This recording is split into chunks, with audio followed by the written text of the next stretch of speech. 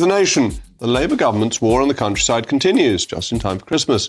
Not content with imposing an unaffordable death tax on farmers, they now want to ban trail hunting in case people break the law. These attacks on our rural industry are no accident. Socialists in government want to destroy the rural economy to meet the requirements of net zero. Hence, you must sacrifice meat, dairy and the rural way of life to lower your emissions. Why do socialists want this? Because Labour governments are instinctively hostile to individual freedom. They are rooted in a collectivist mindset that values control over choice. Regulation isn't presented as problem-solving, rather it's used as a tool of control, and decisions are imposed from afar with the message to the people that the man in Whitehall really does know best. Policies hostile to rural traditions and businesses are increasing, while regulations make agricultural production ever more expensive.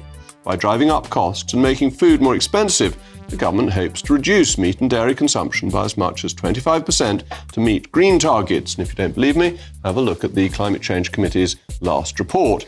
This is a deliberate attempt to destroy the countryside in pursuit of environmental goals with a bonus of helping class warfare.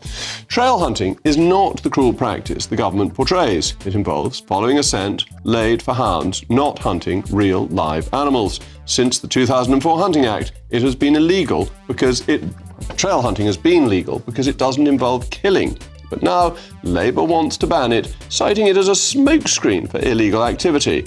On this basis, almost everything could be banned. You close all the banks in case people money launder. You close the pubs in case they serve 18-year-olds, while all driving should stop, as people may occasionally speed. It is an absurd proposition used to cover up Labour's malicious spite.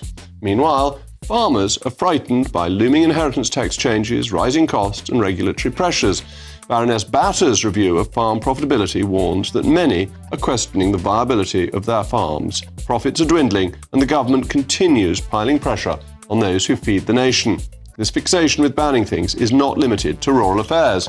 They want to ban social media for under 16s, following Australia's example, while simultaneously reducing press scrutiny of the government by cutting lobby briefings from 8 to 5 per week so that we won't know what they're up to. Could it be that younger generations are flocking to reform and the Greens in record numbers because they don't like this attempt to cover things up? So what are we left with? A government that taxes farmers, bans traditions, regulates our diets by stealth, wants to control our children's access to the internet and is tightening control over the media. All in the name of socialist control, not problem solving. Labour's not just hostile to rural Britain, it's hostile to you.